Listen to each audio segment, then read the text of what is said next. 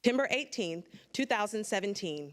My name is Valencia Warren, and I am the Executive Vice President for the Student Government Association.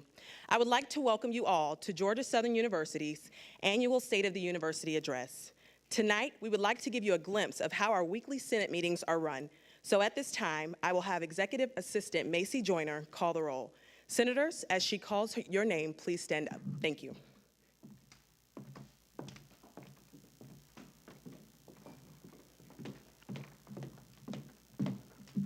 Good evening. Okay. Senator Mitchell, Senator Steele, Senator Thomas, Senator Peavy, Senator McFarland, Senator Moody, Senator Smith, Senator Wettermeyer, Senator Joyner, Senator Lopez, Senator Doroff, Senator Okonkwo, Senator Peeler, Senator Easterwood, Senator Tucker, Senator Carter, Senator Shelton, Senator Lazig, Senator Kohler, Senator Harris, Senator Monco, Senator Hall, Senator Nwankwo, Senator Smith, Senator Madandola, Senator Oguma Richards, Senator Hall, Senator Miller, Senator Nance, Senator Lawrence, Senator Boyd, Senator Okpongson, Senator Demby, Senator Pickert, Senator Nichols, Senator Moxley, Senator Preston. And now you'll hear from Chief of Staff Keely Lassick as she does a moment of reflection.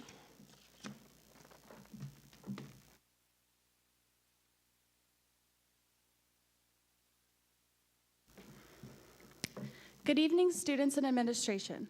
My name is Keely Lassick, the Chief of Staff for Student Government. The present moment is the only moment available to us in the door to all other moments. So I'd like to dedicate this next present moment to silently reflect upon recent events that all of us have been either directly or indirectly affected by Hurricanes Harvey and Irma.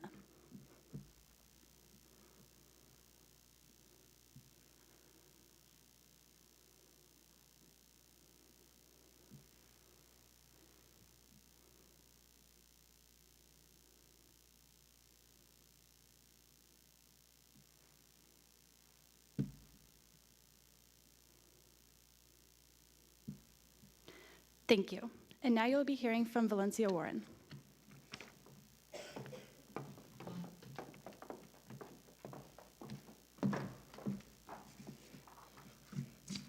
I have the distinguished honor of introducing you to your Student Government Association President, Mr. Dylan John, at this time to provide the welcome address.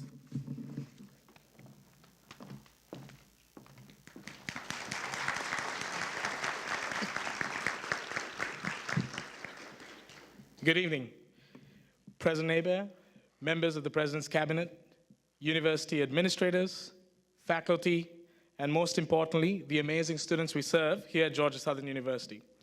Welcome to the State of the University hosted by your Student Government Association. I'm honored to welcome you all to this event and give you a brief report on the Georgia Southern University Student Government Association. We at the Student Government have had a very successful past year in our efforts to advocate for student concerns. In the last academic year, the student government was able to advocate for a change in location from Hannah to Paulson Stadium for fall graduation to meet the needs of our growing number of students graduating in the fall semester. We were able to significantly increase our student engagement perceptions and also include a permanent vice president position on the SGA cabinet dedicated to student engagement.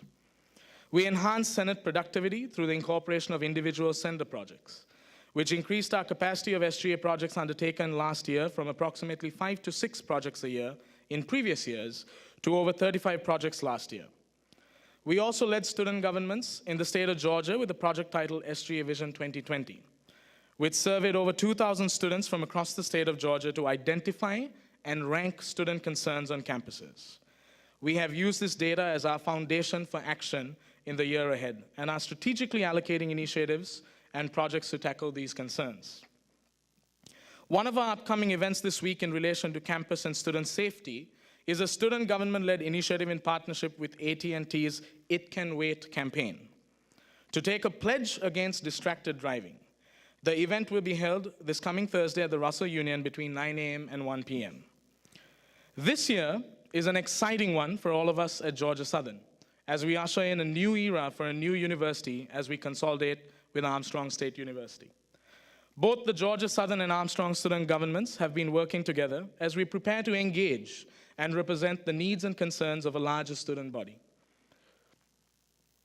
Be rest assured that we have kept administrators aware of student opinions and concerns as communicated to us throughout the consolidation process, and we strongly advise all our students to remain engaged with the student government so that we may share these concerns continuously.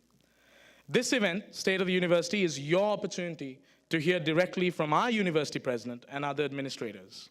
More importantly, this event is a testament of Georgia Southern University's commitment to actively listen to the needs and concerns of our students.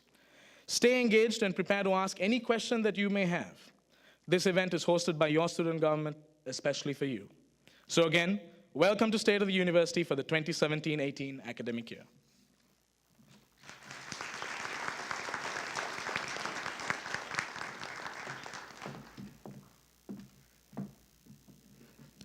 I will now introduce all of our esteemed guests for the evening. We will start with your 2017-2018 Student Government Association Executive Administration. Executives, please step forward as your name is called. We politely ask that you hold all applause until each name is called. Among our elected officials, we have our Vice President of Academic Affairs, Granson Martin, our Vice President of Auxiliary Affairs, Anu Morton, our Vice President of Finance, Emily Stevens, and our newly established Vice President of Student Engagement, Lizzie Jacks. I would also like to thank and acknowledge our support staff for their dedicated service to our organization. Among these appointed officials, we have our Executive Assistant, Macy Joyner, our Public Relations Coordinator, Ashley Myers, our Webmaster, Timothy Arnold, and our newly appointed Chief of Staff, Keely Lasig. Please join me in giving them a big round of applause.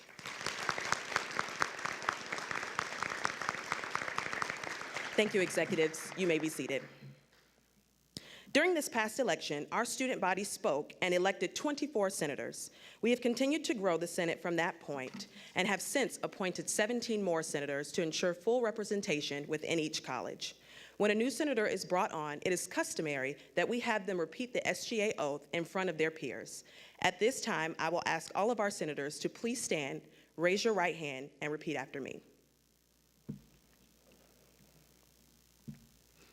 I state your name. Do hereby affirm to keep and promote the goals and ideals of the Georgia Southern University Student Government Association. As an SGA Senator, I will make a viable contribution to the efforts, actions, and goals of the Student Government Association by being an active participant in all SGA meetings, committees, and related functions. Be an advocate for students to the administration to actively communicate student opinions and needs. Strengthen the lines of communication between organizations and the Student Government Association. Serve, to the best of my ability, the students of Georgia Southern University. Congratulations, Senators.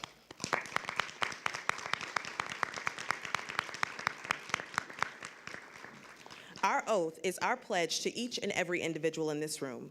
These are not just words that we speak, but a personal commitment to the advancement of our institution. We work hard each day to ensure that we are not only meeting, but exceeding the expectations that you all have set for us and that we have set for ourselves. At this time, I would like to introduce our university administration. Again, please hold your applause until every name has been called. We ask that they raise their hand in acknowledgement. President of Georgia Southern University, Dr. Jamie Hebert. Provost and Vice Affairs, Dr. Diana Cohn. Vice President for Student Affairs and Enrollment Management, Dr. Amy Bala.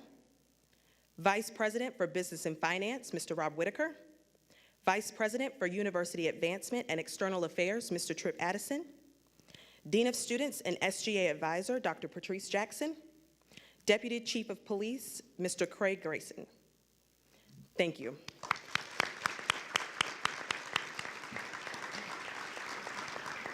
We truly appreciate all of your hard work in maintaining and advancing this institution.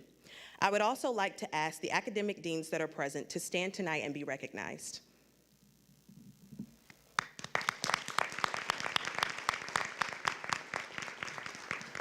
All other faculty and staff, if you are present tonight, please stand and be recognized at this time.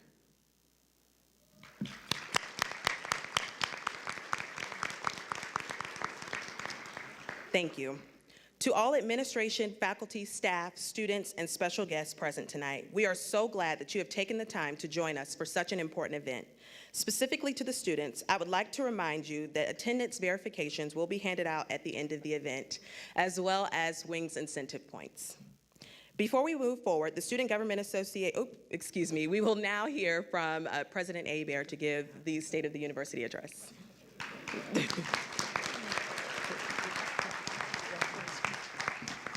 Thank you, Valencia. And Dylan, thank you for those warm words of welcome and for your leadership over the past year, my first year here as president. Dylan is really one of the strongest student advocates that I have ever met in my years of higher education, and you're very, very lucky to have him serve as your president. So thank you, Dylan. I first want to say what an honor it is to be here this evening speaking with our Georgia Southern student leaders once again. I truly believe that our students, you, are the lifeblood of this university. And our reputation, our standing, is bound to your success. And because I take student success very seriously, I appreciate every single chance I have to hear from our students, both individually and collectively, through our Student Government Association. You play such an important role here at Georgia Southern, and some would say the only role here at Georgia Southern, and I am proud to be here with you this evening. As leaders, I know that you're all beginning to really understand the role that principals play in a successful organization, especially in the midst of change. It was a focus on principles that led your SGA leadership team to craft the Vision 2020 initiative to help student representatives better understand and respond to student needs across the entire state, student needs that are constantly in flux. The initiative has given each new SGA administration in the state an immediate way to deal with a changing student body while holding on to the principles of student success, one of the core principles that we have here at Georgia Southern University. I am so proud, so very proud of the work that all of you have contributed to this, and I hope future administrations will see its continuing value for years to come. As you know, Georgia Southern itself is in the midst of historic change as we enter the final stages of our consolidation with Armstrong State University. And while we're still finalizing the new Georgia Southern University prospectus, I can tell you it's been a long journey in a relatively short amount of time. In January, the University System of Georgia voted to consolidate Georgia Southern and Armstrong in order to better serve students, broaden our academic programs for this region, and reinvest the savings into you, into academics, and to improve student success. The process revealed the passion, it revealed the loyalty of both of our schools. But there's also been some fear, some anxiety, and some uncertainty that are so often accompanying changes like this. I'm sure some of you in here have felt it yourselves. To lead this consolidation process, we created a Consolidation Implementation Committee, CIC, which consisted of 20 members from each institution and one representative from Savannah State University. In fact, Dylan and Napuna, the president of the SGA at Armstrong, both served on that Consolidation Implementation Committee. We established 93 operational working groups, subcommittees, if you will, that looked at every area of both universities and made recommendations to the CIC about specific consolidation plans, so that we had tremendous amount of input from all aspects of the university.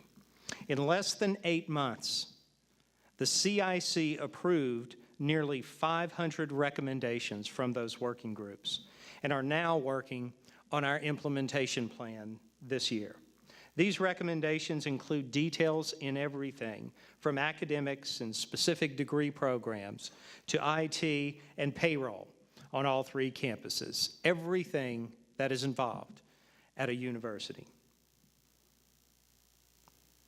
In an overwhelming task like this, it would be easy to lose sight of the goal, to lose sight of the principles that make our university such a special place. But I can tell you that through these processes, with the people involved in these processes, our focus has been student success throughout. It's our true north and will continue to be the principle we stand on as we finalize this process.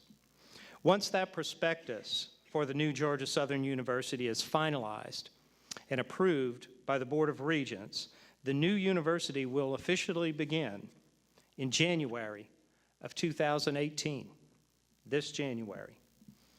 The new consolidated Georgia Southern University will provide us with an unprecedented opportunity for this region. We will become a truly regional university, providing more opportunities, more options, and more resources for over 27,000 students across 3 campuses in this region. Our new university will be in an even better position to focus on student success and to expand our programs to meet market needs.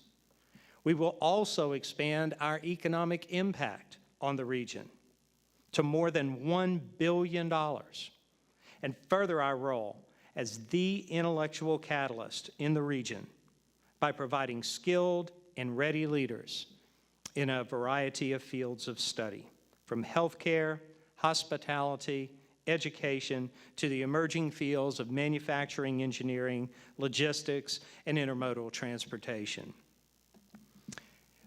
Make no mistake, we are continuing to head for change. We are in a completely new environment in which there are numerous unknowns. However, I truly believe that as long as we keep our eyes, keep our hearts on our principles, especially those associated with student success, and embrace the opportunities that this consolidation provides us, these things will guide us farther than we have ever gone before as a university. Georgia Southern is strong, and I really believe, I know, that our principles make us who we are. Principles like integrity, kindness, civility, collaboration, and commitment to wellness and lifelong learning. I know that we are creating something very, very powerful here. But because of students like you, student leaders who go above and beyond in the classroom and on campus and in community engagement,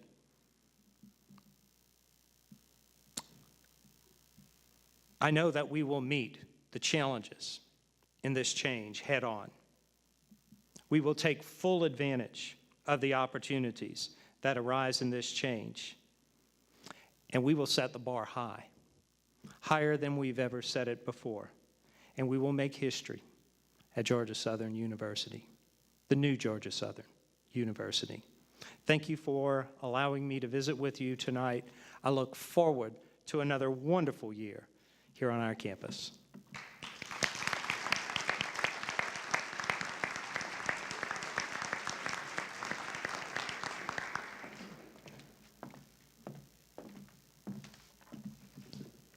We truly appreciate you being here tonight with us, President Hebert. At this time, we will now hear from the Vice President of Student Affairs and Enrollment Management, Dr. Amy Batla.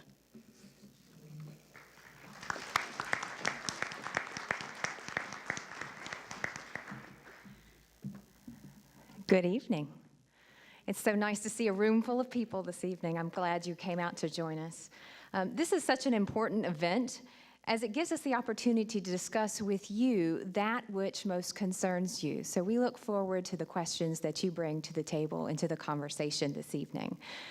I'm not going to take up much of the time with my opening remarks, but there are a few things that I would like to go ahead and share with you before we go further. Dr. Hebert mentioned change, and one of the things that's changing for our division as part of the consolidation process is that the Division of Student Affairs and Enrollment Management will actually split into two separate divisions, a Student Affairs Division and an Enrollment Management Division. Now, this is a very positive change as it's going to allow us to focus greater efforts in both of these distinct areas, and this is actually a very good thing. So for those of you who don't already know, the Vice President for Student Affairs will be Dr. George Lewis, who is currently the Vice President for Student Affairs at Armstrong State University. Now, Dr. Lewis is actually one of our own, as he was previously the Dean of Students here at Georgia Southern, and I hope you will genuinely welcome him back to our campus, as I will do as well. After knowing him and working with him for more than a decade, I can honestly tell you that he is one of my favorite colleagues. And if you have not yet had the opportunity to meet Dr. Lewis, you will soon be able to do so. And I believe you will appreciate his positive attitude, his energy, and his sense of humor as much as I do. I am very excited that he will be taking on this vital leadership role for the new university, as he is extremely student-centered and will work with your best interests in mind. I will continue to work closely with Dr. Lewis during the transition, and this transition should be essentially seamless for you as students, as you'll see us working so closely together. I assure you that you are in excellent hands as we move forward. Now, since I have the podium, I'm going to go ahead and answer a question that I know you're going to ask about tonight, just to give you more of an idea as to what's happening with financial aid. So I would like to provide you some insight into what's happening with that department or with that area. As you're probably aware, some students experience longer wait times than usual at the beginning of this semester.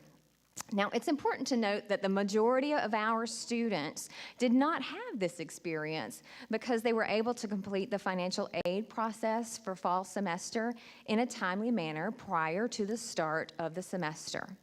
However, there were about 1,500 students who were either beginning the financial aid process, as in submitting applications, or still submitting required documents after the semester started. Unfortunately, this influx of all of the paperwork and applications within a very short period of time created a processing backlog that led to longer wait times.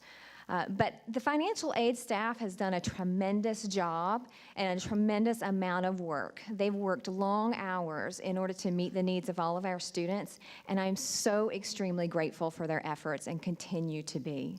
They will continue to work long hours in order to help all of these students as they can. But please keep in mind, financial aid is not a speedy process. It can be very lengthy for some students.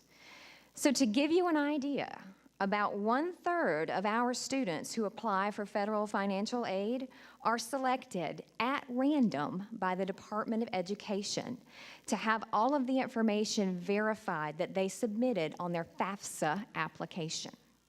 Now, what this means is that these people who are selected actually have to submit documents like signed tax forms.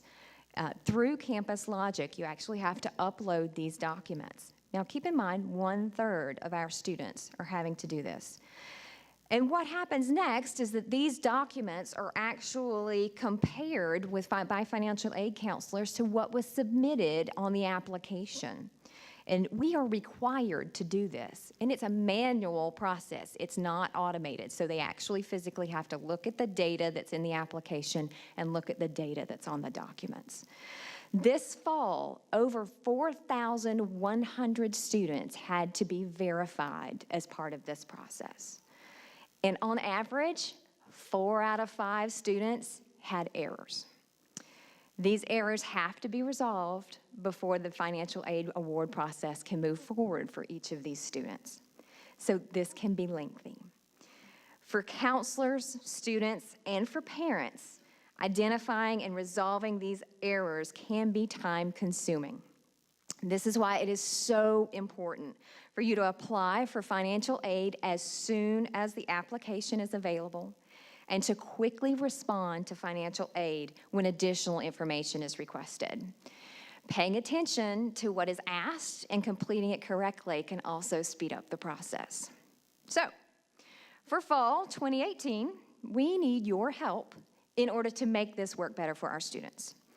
If you, your friends, or your classmates need to apply for financial aid for the next academic year, please be sure everyone knows to complete the FAFSA as soon as possible, preferably by February. When? February. Okay. The application itself actually becomes available October the 1st of this year. So next month, you can actually start the process by submitting your FAFSA application. And you use the 2016 tax information to do so. It's also a fantastic idea to use this handy IRS data retrieval system tool so that your tax information can be automatically uploaded into the application. So anytime you don't have to key in manual stuff, there are less chance for errors. Then you need to check your WINGS account and email for any communications for the financial aid office and quickly respond to any requests for additional information. The longer you delay in submitting the information that's requested, the longer the process will last. So financial aid is working to review our communication plans for the next academic year to ensure students and parents are aware of what needs to be done and when it needs to be done, and we are open for any suggestions you may have to offer us. So please let us know if you think that you have a great idea for us to help with communications for our students and for our parents. Now, aside from that, keep in mind that we have a ton of wonderful opportunities for students planned this fall. Homecoming is a few short weeks away, and I encourage you and your friends to take advantage of all the events that we have planned for that week, including Doodah on Wednesday, the parade and the celebration accompanying that on Friday, the True Blue 5K, 10K on Saturday morning, and I believe some people up here might be running that as well. So you can join us for that. And then the football game on Saturday evening. So we look forward to seeing you there and at all the homecoming events and all of the events that we have planned throughout this fall and spring semesters. I look forward to seeing you at these events and look forward to speaking with you in the coming months. And I wish you great luck in your coming year. Thank you.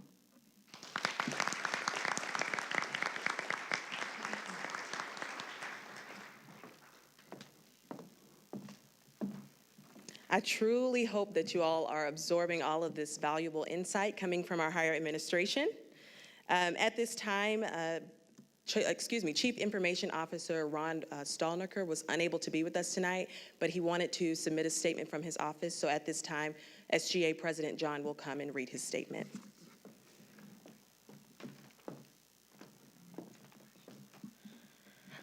Chief Information Officer Ron Stallnaker is in Washington, D.C. at the moment, so he sent us a statement earlier today to read, and it reads as follows. In the Division of IT Services at Georgia Southern University, we recognize that technology is an essential component to the student experience. In a society that is overwhelmingly and increasingly punctuated by the availability of technology resources, nowhere is the critical need for service and support of these tools more keenly felt than on campuses just like ours. where academic success and learning outcomes are enhanced, reinforced, and oftentimes dependent upon access to technology. It is this understanding that drives our division to focus on the key areas of service, simplicity, and speed as they relate to your technology experience. Over the past year, IT Services has worked to improve in each of these three areas with one overarching goal at the center of our vision: to give you the best technology experience possible. Concentrating on the key areas of service, IT Services, with key input from your Student Government Association representatives, was able to upgrade 40 classrooms prior to the start of the fall semester. Adding the latest technology to these classrooms, taking them from analog AV to more digital AV offerings, was a priority to the division because it has direct impact on your learning experience. Excuse me. We also partnered with housing to make upgrades to wireless infrastructure in some of your residential facilities. Moving ahead, we look forward to the prospect of continuing this partnership in order to improve wireless connectivity, as well as to pursue new strategies for connecting multiple devices in the residence halls. In the focus area of simplicity, we were able to make progress in the convenience and accessibility of some of the services that we offer. In the Folio Learning Management System, we replaced the online rooms solution, Adobe Connect, with WebEx, which is more user-friendly and which has increased user options. We also deployed Windows 10 upgrades to our labs and other campus machines. Finally, we continue to provide access to many software package downloads free for students, including Microsoft Office 365, EndNote 7, Mathematica Guide, NVivo 10, SolidWorks, and Kumo. Last but not least, we were also able to make significant strides in the deliverable area of speed. We continue to improve our virtual environment, expanding our VLab offerings and giving students access to campus software from any location. We also expanded our mobile print station offerings, making printing on the go more accessible. Partnering with athletics, we were also able to implement a new ticketing system, complete with mobile ticketing, in order to improve speed of service at athletic events. We look forward to scheduling a focus meeting with your Student Government Senate in order to discuss in greater detail the concerns and priorities of the student body as they relate to technology at Georgia Southern. As we move forward through the consolidation process, we will be working diligently to ensure that the same level of service is available to students in Savannah and Hinesville as well. As always, it is the continuing mission of IT Services to make technology accessible, convenient, and uncomplicated for you, our students. IT Services is honored to be a part in your academic journey, and we look forward to continuing to serve you. In the absence of the Chief Information Officer, if there are any questions related to IT Services, please get in touch with Vice President Anu Morton, our Vice President of Auxiliary Affairs for the Student Government Association, or you may email directly the Student Government Association, and we will pass on your questions, concerns to IT Services for an answer or response. Thank you.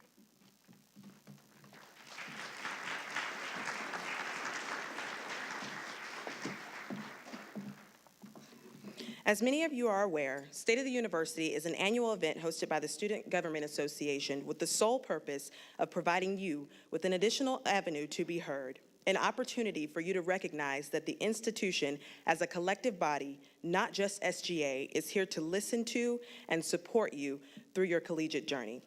With this in mind, we will now move into the question and answer portion of the event. As a reminder, attendance verifications will be given out at the end of the event. Also, as a reminder, the Wings Incentive Program sign-up sheets will be available after the event as well. Please follow the direction of the ushers in regards to approaching the microphone. We will take turns accepting one student at a time per slide. You may now line up with the ushers.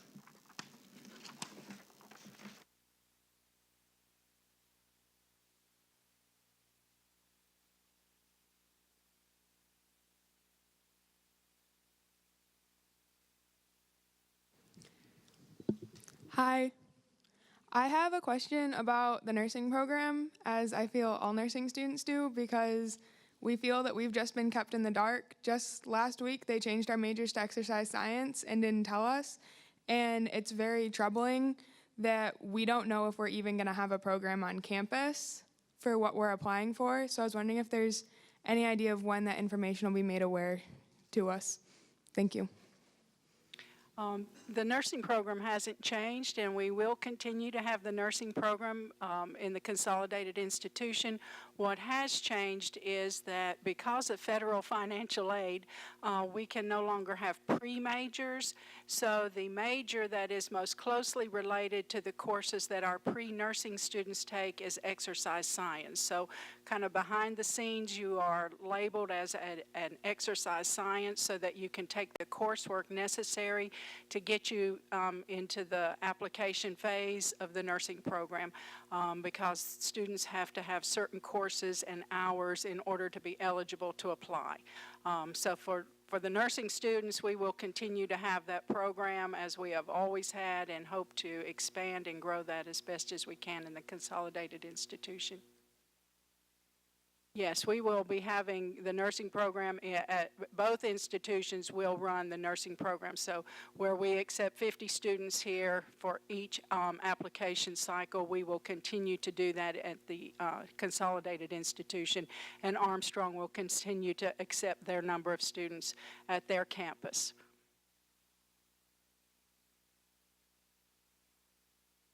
Oh, sorry, I'm too short. I was wondering if there was anything in process with the student employee parking. For instance, I work at the RAC, and from 8 a.m. until 3 p.m., a lot of myself and my coworkers will have to park at the stadium or some other free parking spot, and it's, you know, a little bit inconvenient. So we were wondering if there was any student employee parking situation going on. Doesn't want me to talk. We have probably over 800 students who are employed on campus, and if we started issuing employee parking tickets or permits for all of those students, we would run out of parking spaces on campus. So as of right now, there's no plans to allow student employees to have a faculty staff parking space. Hello, my name is Shantanika Zorn. Just want y'all to know.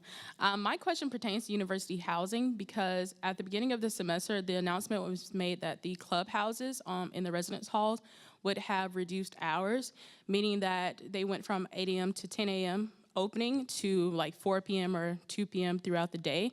And I was wondering what the thought process was behind it, because students pay for those amenities and they've been unrightfully taken away without any notice. Thank you. I don't see anybody from housing, and to be honest, I was unaware that hours were changed or reduced there. So I've written that item down, and I will go back and ask our folks in the housing department what was changed there, and we'll make sure we'll get an answer back to SGA so they can share that with y'all. Hi, my question is, what effect, if any, will the week-long cancellation of school due to Hurricane Irma have on the upcoming university schedule? We are required by our SACS accreditation team and the university system office to make up all of those hours that were missed for class time. We submitted an academic plan to the system office today and heard back just a few minutes before 5 that our plan was accepted. Dean Jackson is sending that out, if she hasn't while we're sitting here, sending out that revised plan. Basically, we will be making up all of those hours, and depending on what days your class is met, it will be a little different scenario. But the bulk of the classes, the Monday through Thursday, will be made up during the week of finals. Instead of having the final exam schedule, we will hold regular scheduled classes at that time for the Monday through Thursday. The Friday classes will be made up through online assignments or through having alternate exam type schedules during the semester. Faculty members will be submitting their plan for how they're going to do that to their department chair for approval. Friday afternoon classes and some of the night classes for like the MBA program will be adding a little bit of time to the end of each of their class periods to make up that schedule. But Dean Jackson is going to send that out. We sent it out to faculty and GS News. I heard it was already on Twitter and Facebook as we walked over here, so it should be out there, the plan, but we will be having to make up those days and all of the minutes that we are required to meet class. I was wondering what kind of new programs, like major or minors, would be available after the Armstrong consolidation, if any.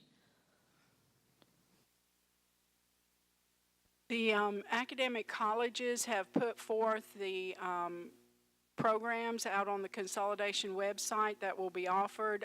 Initially, we will be moving some programs from our campus, may be offered on the Armstrong or the Hinesville campuses. The deans have had numerous discussions about how they would like to expand and offer new programs or offer programs on opposite campuses. But for the initial January start date of the consolidation, we will be offering all of the courses that we currently offer on each campus, and then we will have to work toward that during the implementation on what new courses might be offered or new programs.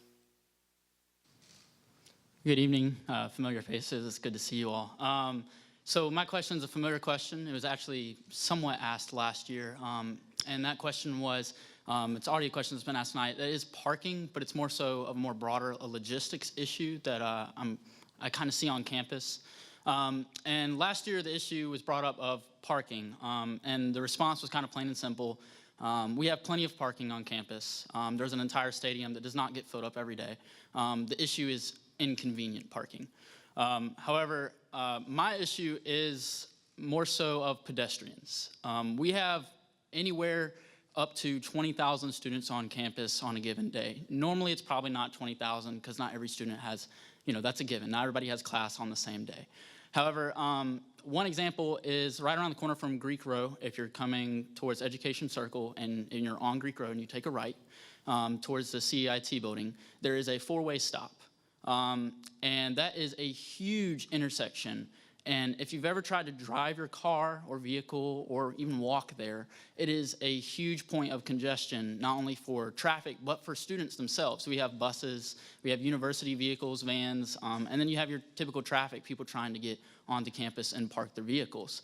I myself, my freshman year here, parked in lot 32, which is right around the corner from there, and I will never personally, unless things change, buy a parking pass on campus because it took me half an hour to get to my parking spot because of pedestrians. And so I guess my issue is, or my point of concern is to ask what can be done or what can be talked about and discussed in further discussions for pedestrians, whether that be, I don't know their technical name, but like catwalks over the road, whatever you want to call them. That's what I call them. I'm from the South. That's what I was taught, I don't know what to actually call them. But whatever you'd like to call them. I know on Main Street we have the Hawk system, I think is what it's called. There's also the push pedestrian things. But what can be done on campus to kind of increase the flow of traffic? I'm going to look over to Clay on the far right side. If Deputy Chief, you want to try to take that one a little bit?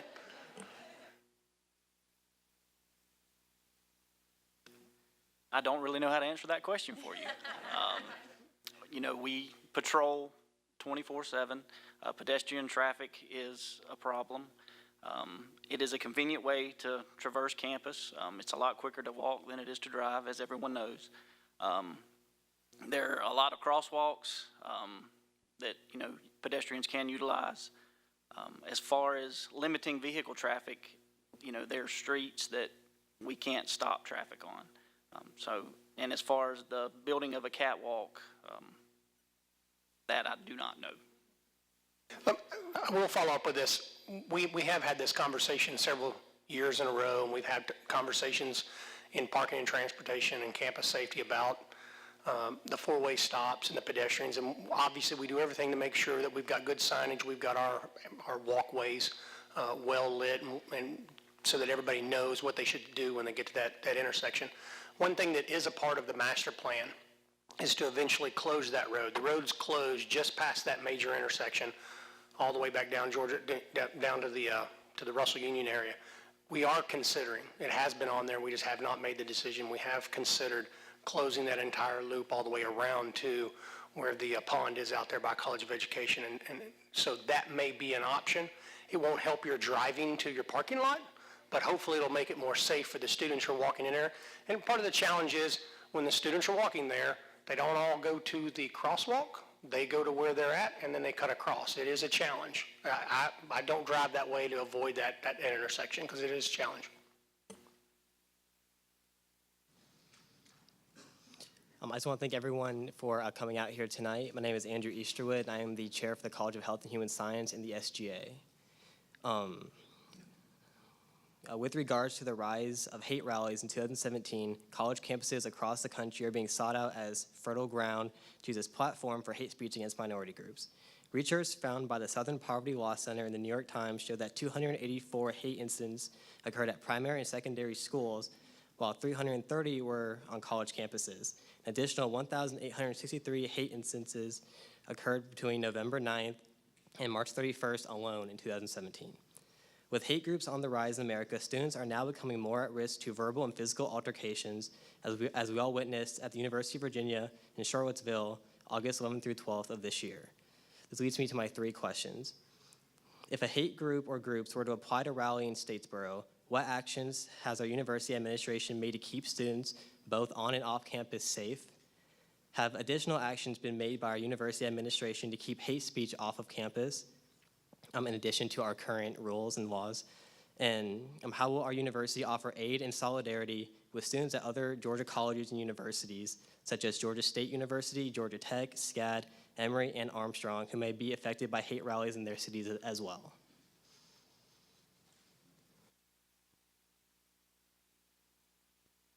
I'll address all 3 of those if you like.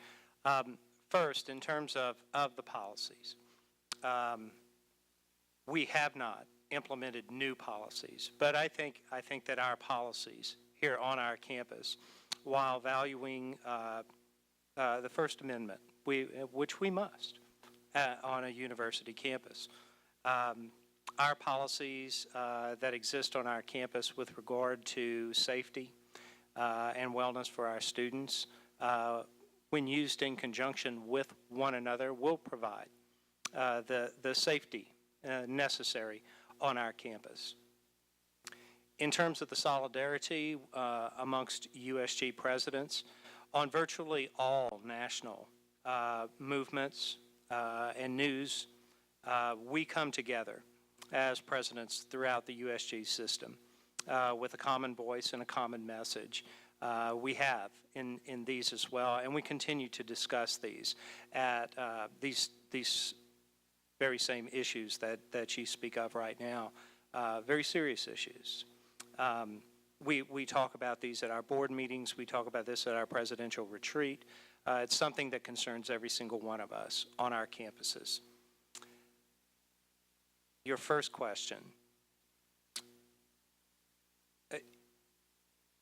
reminds me of something that I spoke of tonight.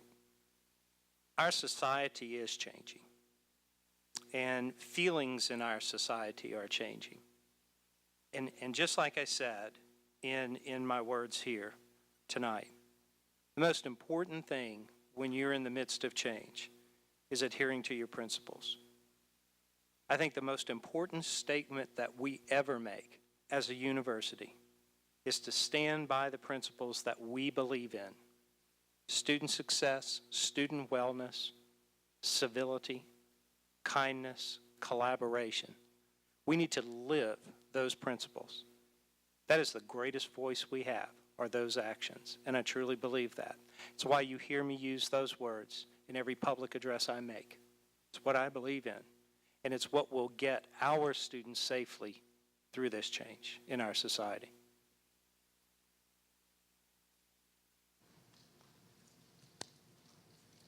Hi.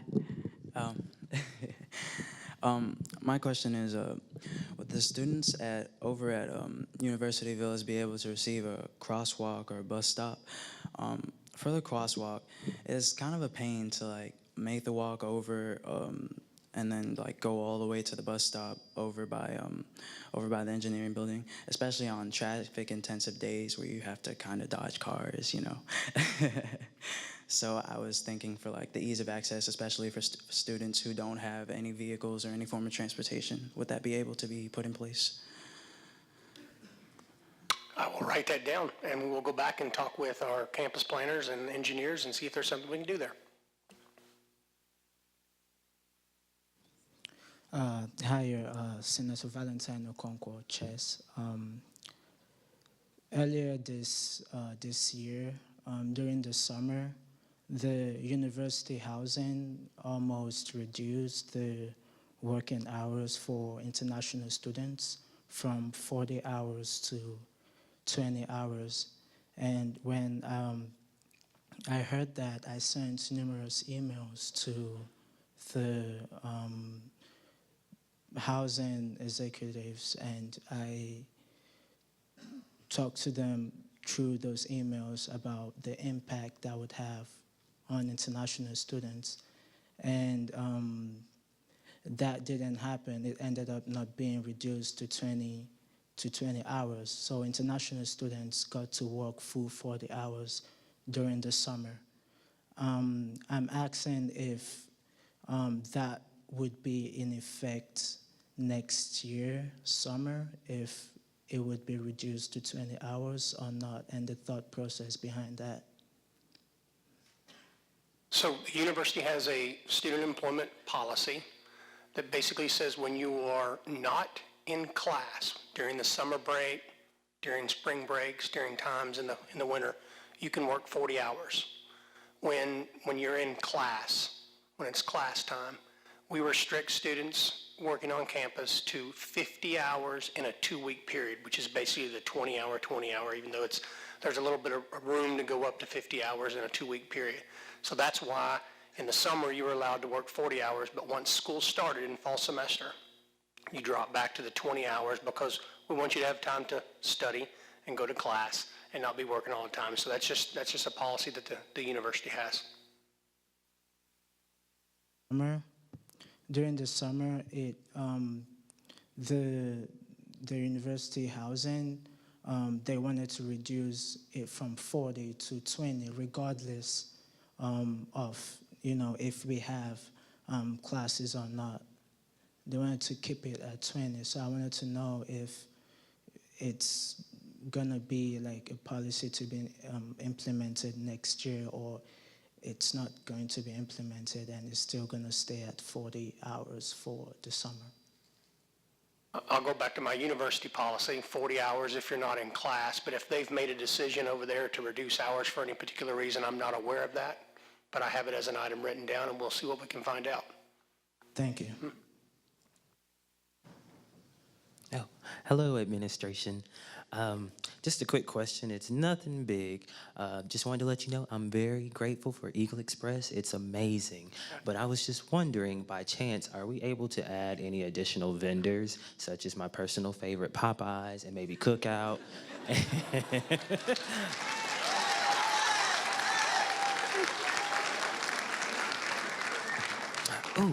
Ooh, I almost forgot. Maybe Chick-fil-A off campus too, because I used to work there. And then there's a lot of students that would bring their Eagle IDs to us after they had to wait, a long time in the driveway because it's kind of crazy over there. And then they'll give us their Eagle ID and then we'll have to turn them down. So can we possibly add some additional vendors? And I know a lot of students, I've heard a lot of students, I'm sorry for cutting you off, but a lot of students are grateful for Goodwill being added this year too. So thank you. We don't restrict any vendors from being a part of the Eagle Express program. I think the only policy restriction we have are things like tanning salons, places where we don't want to encourage you to go.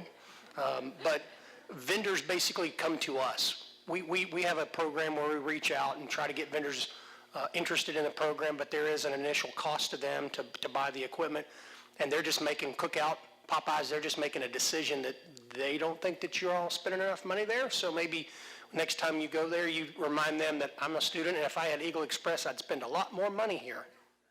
But that's how it works. I mean, they just word of mouth, and they realize the value of your students and the amount of money you're spending in the community, and they get those programs set up. Well, I'm going to keep buying the $5 boxes, okay?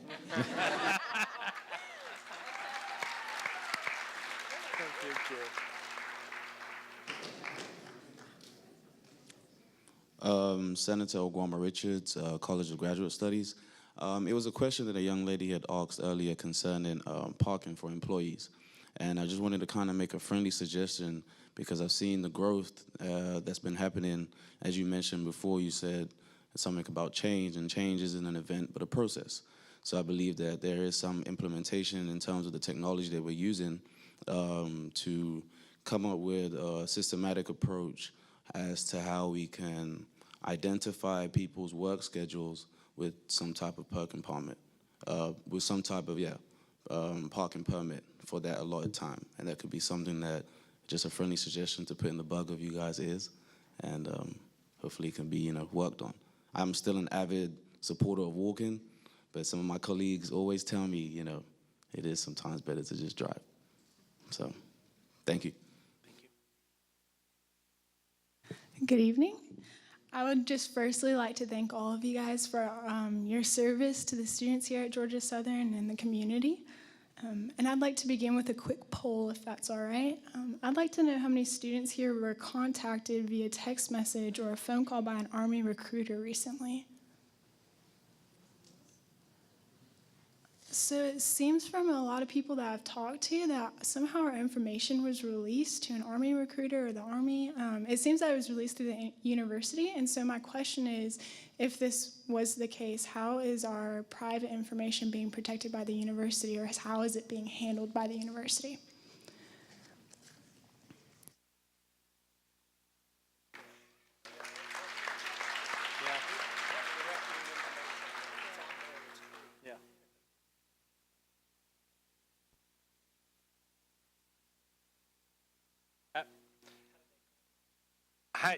It would depend on how you were contacted. Whether or not that information came from the university or not is a question we would have to ask our CIO.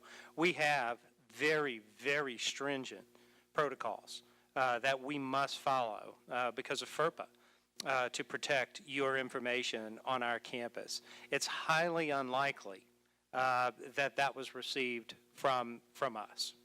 That information was received directly from the university. It certainly wasn't solicited and provided. I can almost assure you of that.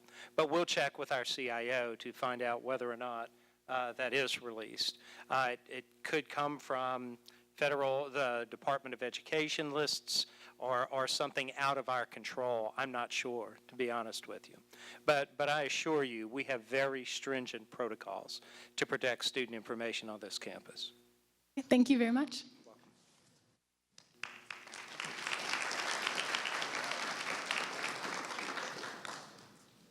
Hello again. I just have a question in regards to student safety. In front of the new Military Sciences building over by the police station and the Wildlife Center, there's that new sidewalk that they put in, but the sidewalk just kind of ends, and there's no crosswalk across the street to the sidewalk in front of the Wildlife building, and there's no sidewalk continuing on. So I know that it's illegal, but I find myself either walking in the road, the muddy grass, or the bike lane / road, and I was wondering if there's plans to put in a sidewalk, a crosswalk, something. Two things. We'll obviously go back and look at the crosswalk option.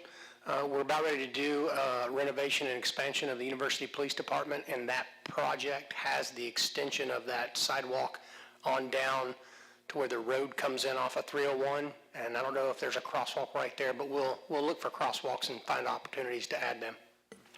Thank you. Hey everyone. I just want to preface with the fact that I'm an active member of the Gay Straight Alliance here on campus. I'm sure you're all aware of the incident that happened at Georgia Tech that resulted in the death of their Pride Alliance, so their equivalent of GSA here. Their name is Scout and they go by they, them pronouns. I had 3 questions revolving this incident. 1, do you have any plans to make sure that LGBT students here on campus feel safe and welcomed? 2, is there anything in the works to make sure that LGBT students as well as students as a whole are aware of our counseling center and our mental health resources? And 3, that's slightly off topic, we currently have housing for honors, ROTC, engineering students, international students, and so on. And I was wondering if there was anything in the works for housing for LGBT students.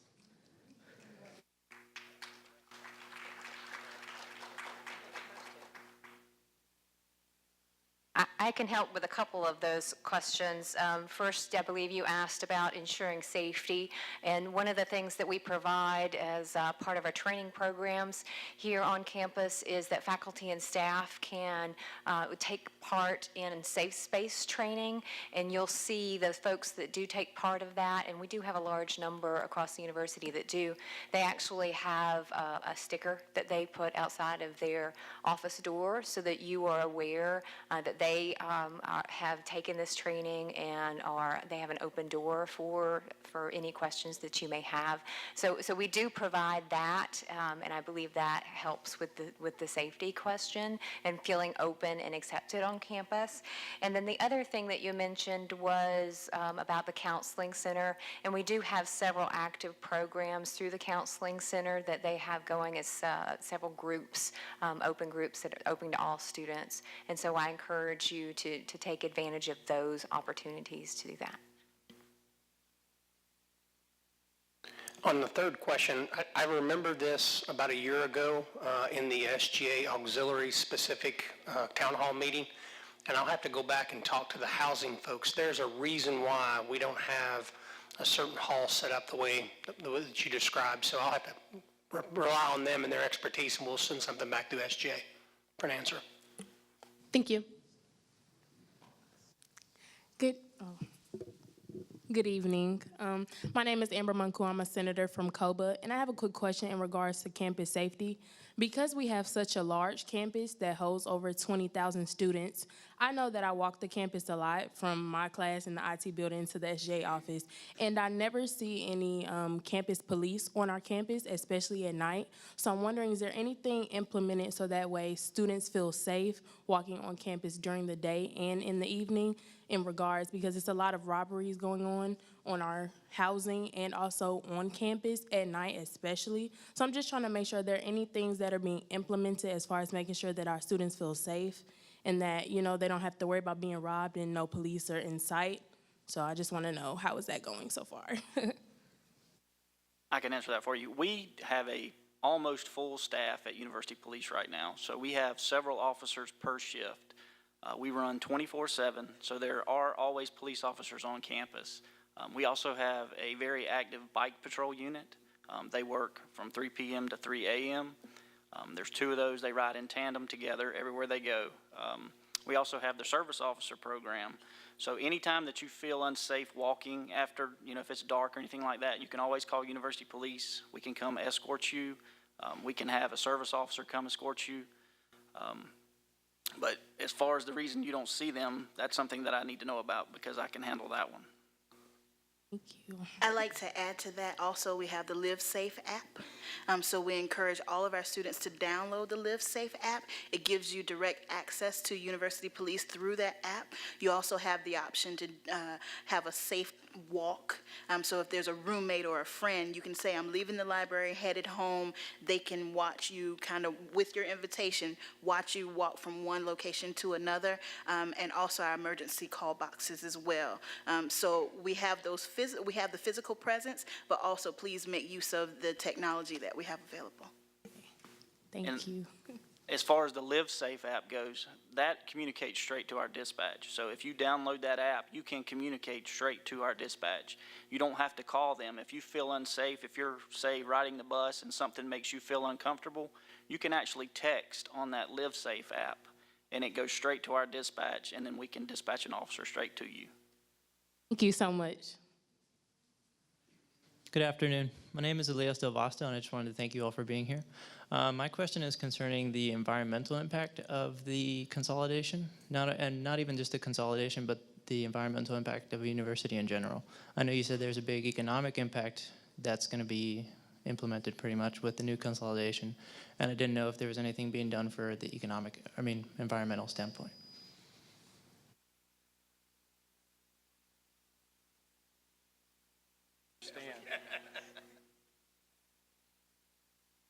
I'm not really sure I understand your question. Are you concerned on that the consolidation will create negative environmental impact? Or I'm I'm not sure I understand your question. Yes. Well, I'm basically asking what the university is doing to reduce their environmental impact, basically. I'll try to take this one. All right, so several things. When we design buildings and when we design our campus master plan, I can promise you a lot of thought and a lot of consideration goes into sustainability and the environment and how we build those buildings. In fact, I don't know if how many of you all know this, but this past year, I think it's at the biology building, we actually built a garden, so to speak, that's actually on top of the roof to kind of improve our sustainability. And so when we're doing buildings and we're doing things around campus, that's always something that is a part of our thought process and our discussions. You all implemented the sustainability fee several years ago. And so I think that area is, or that program continues to have projects that it funds and things that get to do around campus that help us continue to improve our sustainability. So that's something we are doing as a university. President John, I'll also kind of add to that question. The student government also has a sustainability committee that works very closely with the Center for Sustainability and a lot of the efforts. We actually do partner and participate in allocating some of the funds that relate to the sustainability fee that students do pay. So students do have a lot of input in terms of how we manage sustainability on campus. And in fact, recently we were also nominated for a national award in relation to sustainability. So there are a lot of efforts that are taking place, sustainability related, and student government is actively pursuing those as well. So thanks for the question. Good evening. So to piggyback on the question of student safety, I want to know how closely does campus police work with Bullitt County Police? We have a very good working relationship with both Statesboro Police Department as well as Bullitt County Sheriff's Office. Up until recently, we actually had an officer that was attached to, when it was the Bullitt County Crime Suppression Team, we had them there. When that disbanded, we actually had a partnership with the Statesboro Police Department to provide extra patrols around campus to curb any type of, illegal activity. So as she mentioned, there is an issue with student safety. We all been getting alerts that, there's multiple break-ins. I'm a victim of 2 break-ins myself. And with that being said, I've filed police reports, and my last break-in, 2015, I still haven't heard anything. So I probably came back and checked with me once, but after that, that's pretty much it. Was that with University Police or Statesboro Police? Statesboro Police, and I've also spoken to University Police. If you want to get with me after, I'll see what I can do to help you out. I may have to come check with you later. I got somewhere to be, but I just wanted to address that. That's fine. Just call. One thing I would point out to students, if you go to Statesboro PD's website, they have a crime map. So if you are looking for housing, you can see where crimes are taking place and choose housing that is not in those areas.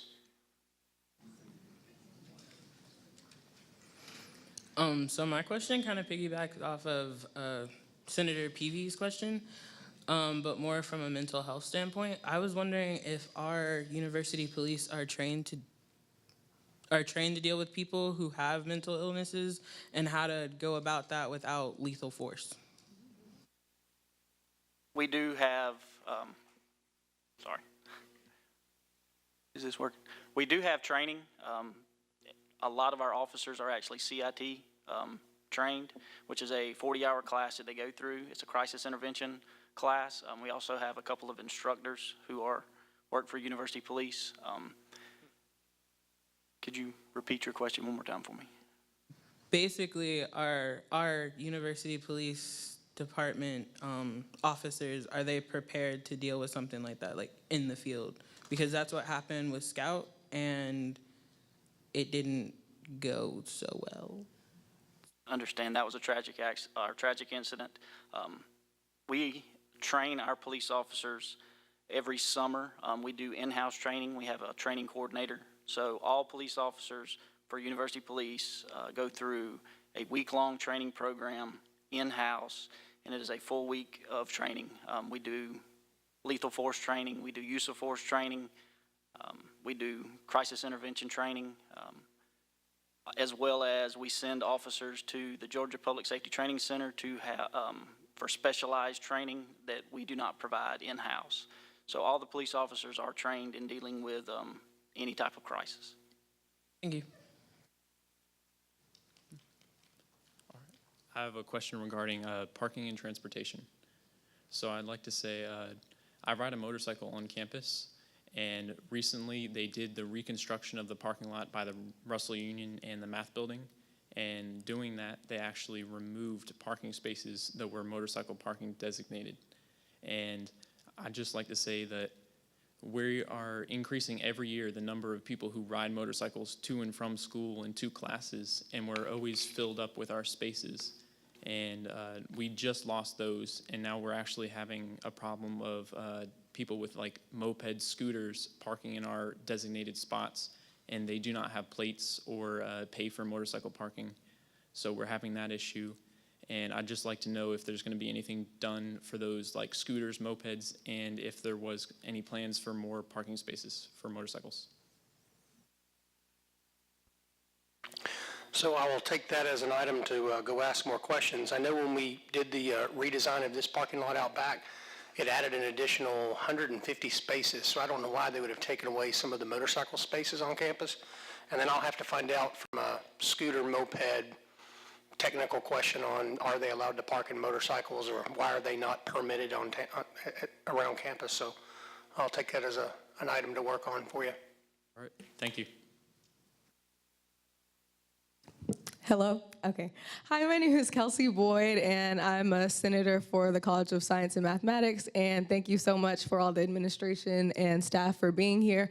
But my question came from one of my friends over the summer. It doesn't apply to me, but she was very passionate about it. So I can read it from the text. I'm going to be paraphrasing, so excuse me.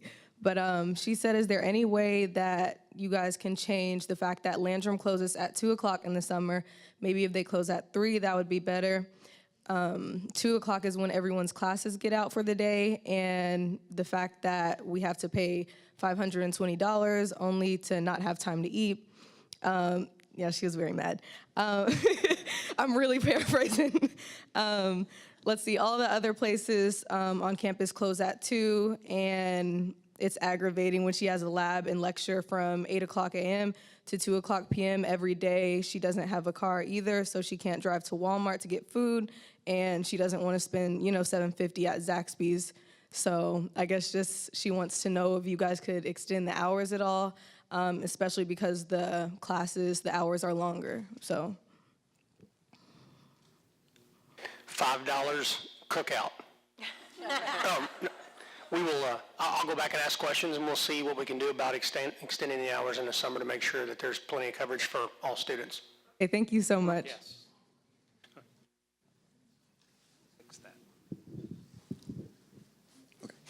Okay, hi, my name is Michael Harris. I'm a senator for the College of Business for the SGA, and I had a question regarding financial aid. As far as the consolidation is concerned, Georgia Southern will be comprised of 3 campuses now, so will we expect an increase in tuition and fees, or will we continue to pay what we pay now? That wasn't a financial aid question. I just thought you were going to answer it then, Dr. Balla. The university, the plan that we're working under right now is that when we look at our fees, the goal is to make sure no student pays any more cost of attendance. So that's kind of the guiding principle.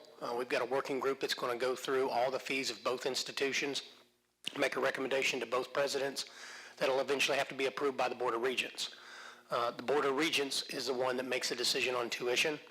And I can tell you from the many meetings I've had in the system office, the one thing that is on the top of their list of to-dos is to maintain affordability for students. So I don't expect that the consolidation is going to make the cost of attendance for students at either campus to go up. Okay, thank you. Hello, my name is Lauren Ashley, and I'm also a senator of COSM. And my question is related to environmental and sustainability as well as landscaping services. as you know, Georgia Southern is known for their gnats, but recently the lovely love bugs have taken over Georgia Southern's campus, and it's kind of been a hassle. They weren't here this summer or any other time I was here, but this semester they have taken over, and at the bus stops, it's the worst. You can see students from the buses driving by laughing at the people just out there wrestling with the love bugs. I wanted to know, is there anything that landscaping or environmental science services are doing about those love bugs? Well, first, let me point out that you don't drive a motorcycle to school like this young man a minute ago. I'm sure the love bugs are worse for him than they are for anyone. Honestly, I don't think there is. I think it is an environmental thing. It's subject to weather, a number of different things that are going on. I am not a biologist. Maybe someone in our biology department could tell you about why we have such a larger number of love bugs this year, but I really don't think there is anything we can do without seriously jeopardizing our environment. Thank you. Good evening. My name is, I'm Senator Madandola today, representing College of Graduate Studies. I'm an international student, and I really want to commend the effort of Georgia Southern in recruiting a lot of graduate assistants in Georgia Southern. And I know we have a couple of research assistants too here at Georgia Southern, and pardon my voice, please.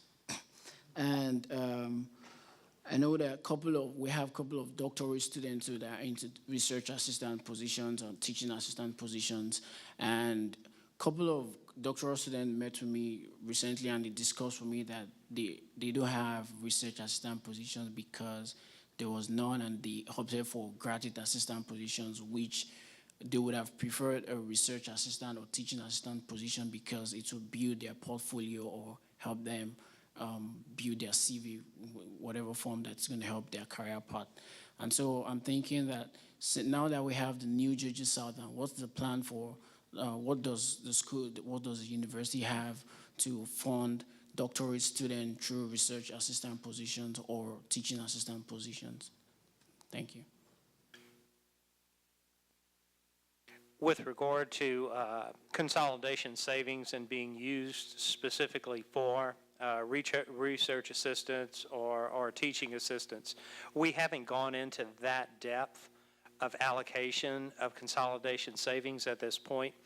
But what we are looking at is all of the consolidation savings, and they will be significant and substantial, will be reinvested into student success and academics at all levels.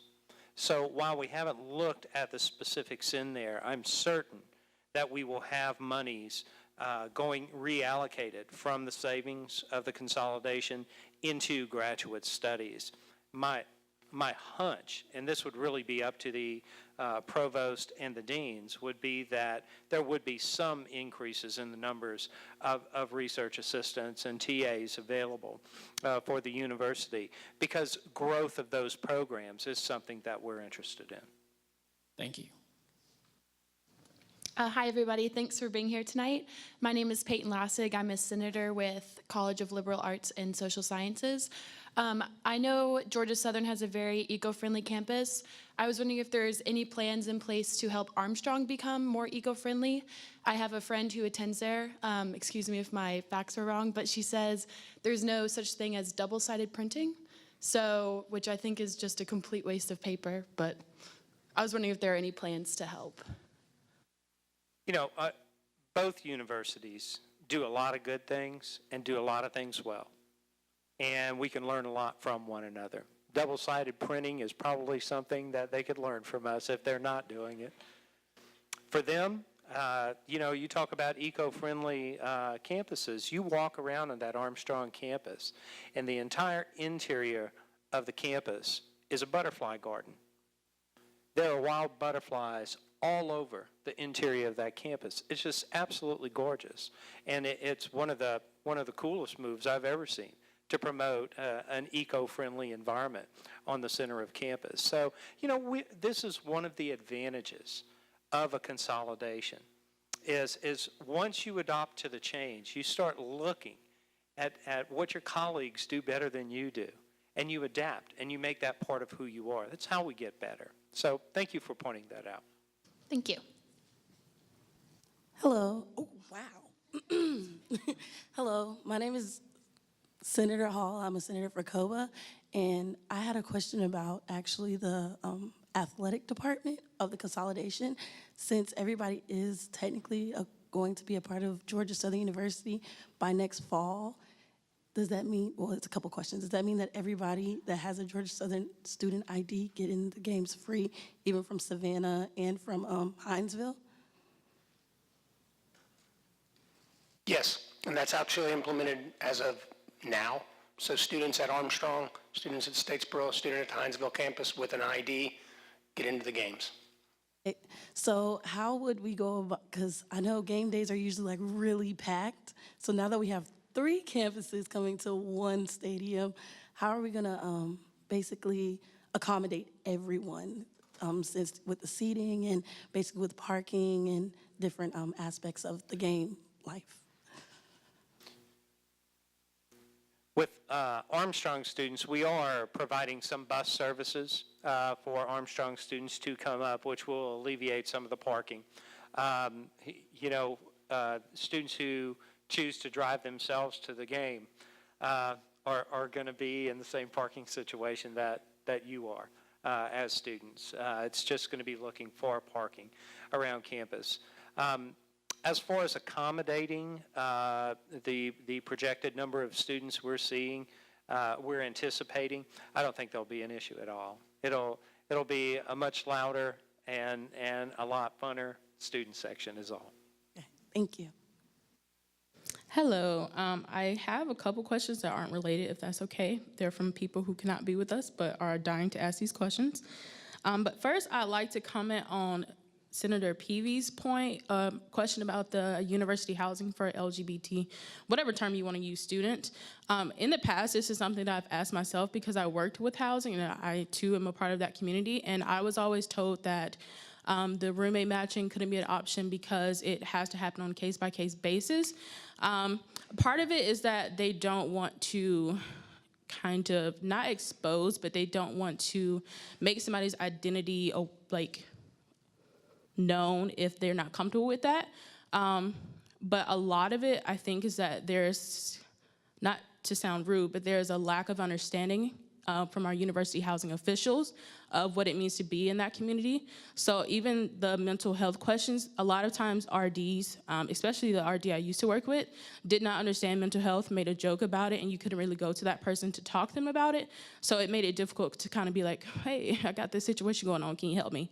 Because I didn't find housing to be very receptive of that, but that's neither here nor there. So my question from the people who could not attend, there's a question about the Wexford-Savannah Access opportunity from the University Housing Program, not honors program, and they wanted to know why it was separated from the honors program, resulting in it losing funding, and that was Wexford-Savannah Access. Basically, it's a trip to Ireland that they go on and do stuff. The Honors Study Abroad program is really housed out of the Irish Studies program with Dr. Keeley. Over the years, the Honors Director has also been involved with that, and it became part of a program that was primarily designed for honors students. We've asked that we have a new faculty position going to be in the Irish Studies program, and we're hopeful that that person, when they are hired, can work with Dr. Keeley to really expand that Irish Study Abroad program to all students and not restrict it to the honors students. With the consolidation, our honors director is going to be overseeing the honors students at 3 campuses, so it's felt like their job is going to be pretty full, their plate's pretty full, in doing the honors directorship rather than the study abroad trip to Ireland. Okay. It was regarding student employment, and in the cases of students who can only work in their position about 10 hours a week or so, that's capped at their department. Is there an opportunity for multiple student, like institutional positions, with them not exceeding the 25-hour limit? Because as I mentioned earlier, with the clubhouses and residence halls being slashed down in hours seriously, the community assistants who work there have only been able to work maybe 2 or 3 hours out the week, which is honestly ridiculous. But with the policy in place that says you can only hold one institutional position, they aren't really allowed to bring in more income because of that policy. So for students in positions that don't even go close to that 25-hour limit, is there an opportunity to give more than one to limit that won't exceed that 25-hour mark, or 50 in 2 weeks? It's a challenge system-wide. I know it's not a good answer that I'm about ready to give you, but the technology of the ADP system doesn't allow us to clock in from 2 different locations. I'm hopeful that the new system that we're implementing January 1 will make that problem go away and you'll be able to have multiple jobs around campus. But what I would encourage you is to go back to housing, ask more questions about can you work in a different location. You know, when I talk to the folks in auxiliary services, they've got jobs. They've got 20, 25-hour-a-week jobs that they can give students on a regular basis. So maybe work with them to find a different alternative that will allow you to get to that 25 hours on a weekly basis. Thank you. Excuse me, everyone. We truly appreciate your active engagement, and the young gentleman that just sat down, we can accept your question, but the lines are closed at this time. If there is one person that would like to join the line, that is fine, but we are closing the lines at this time. Good evening. My name is Alyssa Kaiser. I'm in the College of Education. I have a question regarding the consolidation with financial aid. As a student, I'm trying to not just make this huge debt for myself when I graduate. So I personally am trying my best to apply for scholarships and get any financial aid I can. And I was wondering that once we consolidate with Armstrong, I'm assuming that the pool is going to open for students both from Armstrong and Southern to apply for all the scholarships here. Assuming that that would only be fair, were we also allowed to apply for scholarships that were formerly only available to Armstrong students? I would say it depends on the scholarship. So some of the endowments that the donors have set up have restrictions to where the scholarship can be used. But for scholarships that do not have restrictions, they will be allowed for students across all 3 campuses. Okay, thank you. Hi again. I have a question that kind of goes with what she said earlier. Would the consolidation open up more scholarship opportunities for all the students? And also, could we get buses to run to local stores? Because I remember as a freshman, I would always have to... Thank you. As a freshman, I would always have to wait until the weekend and call up Shuttle Gus to go to Walmart if I wanted to go. So, yeah. There will be a greater pool of scholarships. Now, which one, I'm not sure which ones you would be seeking, but yes, collectively there will be a greater pool. You want to bus them to downtown? We've been working with SGA many times over the last few years to try to come up with a solution, and we don't have a very good solution for getting students to the local businesses and around town. The system, the transportation system we have is pretty much constrained to on campus, and so it's just not something we've been able to work out to get a system that takes you out there. Shuttle Gus is your best option. We've got I think it's zip cars or the little things that you can rent and get around. That's another option. But that's all we have right now. Thank you. Okay, hello, my name is Santiago. I'm an international student, and it's more or less the same about the scholarships, but regarding international students, how are going to change the international acceptance and also the scholarships like the diversity scholarship or something like this?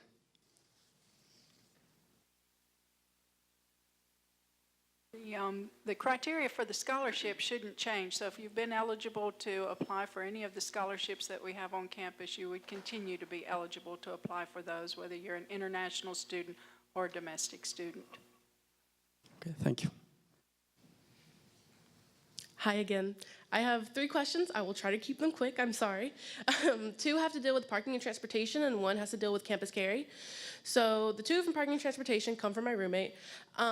So the library is open 24/7, but parking at 6 a.m. turns back into faculty and staffing. You must leave.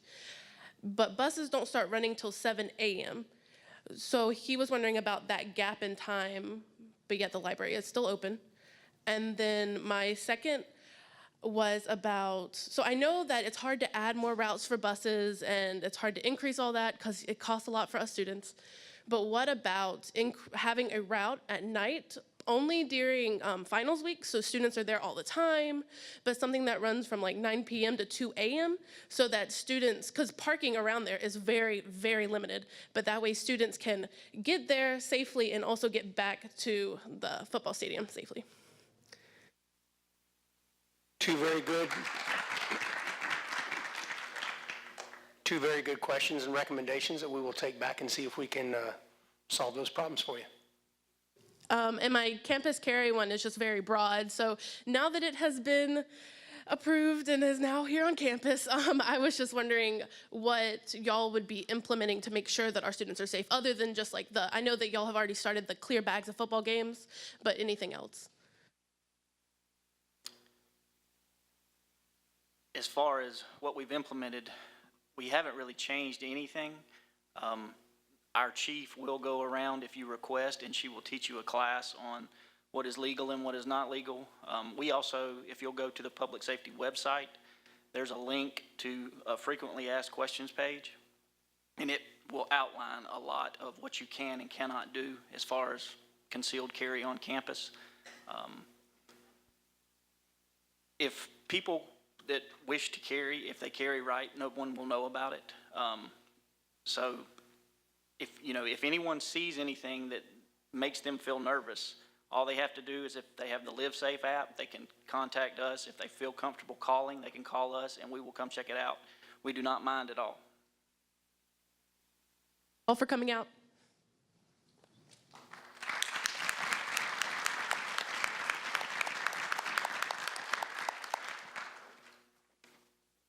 Thank you all so very much for your active engagement and patience through this process. Gained some very valuable insight from our higher administration. I'm going to have our attendance verification individual step outside of the door while I give closing remarks. But let's give a big round of applause to our administration for their support tonight.